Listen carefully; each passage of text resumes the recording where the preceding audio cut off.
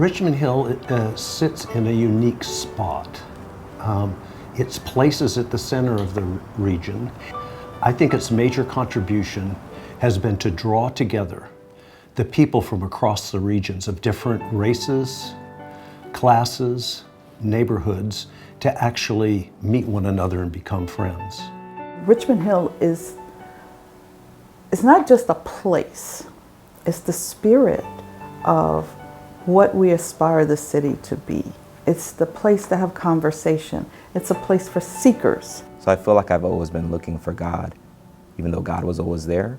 But in the setting of a monastery, it's just different because this is a family by choice, not by chance. People walk through the doors and they are different when they walk out. So this is a really well-kept secret that we just like to unkeep and make it no longer a secret.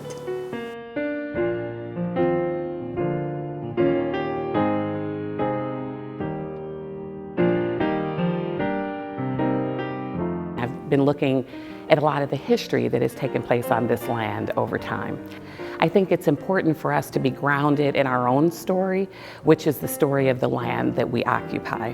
What are those stories that cause us to be to the point we are today with the disparities that we see in Richmond? I have never been to a place like Richmond Hill. I've never been to a place that is addressing head-on some of the toughest issues in our country and in this city, and doing it in a way that also deepens compassionate relationships instead of deepening divisions.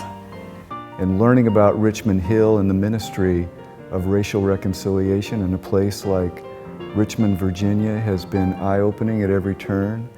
A real joy to be a part of that, and a challenge for me personally to grow and learn and to stay in it in a way that I can make a contribution and also be changed by it.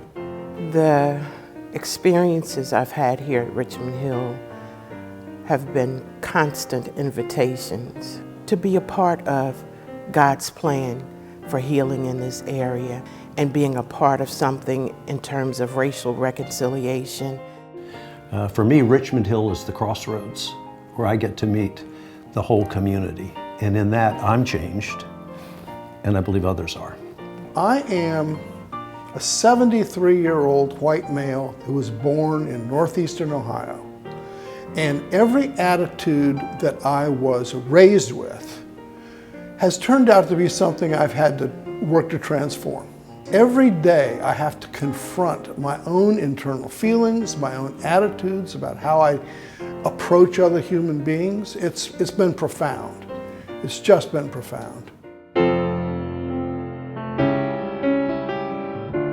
I see us as a hub or a place of gathering and a place where people can be enriched and inspired and informed and then sent out beyond these walls to make a difference in the city.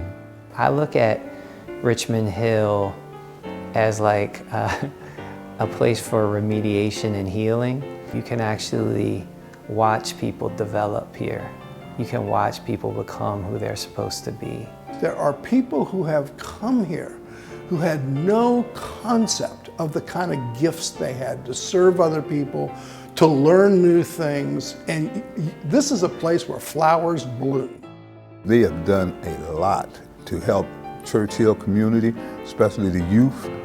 Once these kids see this, they're like, they are energetic about it, they're looking forward to it, they can't wait to get involved. I came through the Armstrong Leadership Program. It was in our high school at Armstrong High School. They was affirming and reaching out to youth in our school, coming into an atmosphere of peace, love, and kindness. It was a healing process. I got closer to God when I came to Richmond Hill. And that's the reason why I followed out my dream as a pastor in Richmond, ministering to youth.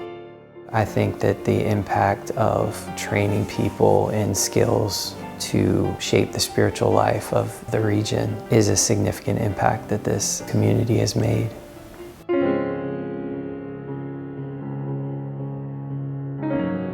It's my desire that our future looks like what heaven looks like. an ecumenical community, fully diverse, all nationalities and ethnicities coming together. I'd like to see our millennials get rooted in Richmond Hill so that they can bring a freshness to what we are experiencing now, and we are allowed to offer them our wisdom. The young people of the city, the people who don't know about Richmond Hill and yet have a yearning for our city to become one, can find their place here and carry that mission forward the way they would have it. We did it for our generation, and it's time for them to own it for theirs. This is their city. Richmond Hill is a much needed place in the society we live in. We live in a digital, technologically saturated environment where we're always on our phones, we're inundated with information, and this is a place in the center of the city where we could just pause, take a breath, slow down, and then step out and go on with our lives. We're in a time in our culture where religious institutions are having to reimagine themselves, reinvent themselves. There are a lot of institutions that are dying, and we're not. Change is difficult, but change is so important. And the next generation can just take Richmond Hill to a whole new level. We need financial support. We need manpower. This is a large facility, and for the number of residents that we have, it takes a lot. When the Bible talks about giving your time, your talent, and your treasure, we need all three of them. I have offered my time, my tithes, and my talents to Richmond Hill. And that's what I would say to anybody who would want to know, what can I do with Richmond Hill? First, I want you to come up here and spend some time and get a sense of what it's like. And then I want you to really think about how you can best support this space. A lot of the organizations that come here don't have a lot of money themselves, and so we provide a space for them to do the hard work. And in order to do that, we need support. I know the diversity of people that use this space and encounter each other in this space, and I don't see it anyplace else. There's no other place I have been where I see so many different people loving each other in one space and learning from each other. There's no better place to give your support than this place.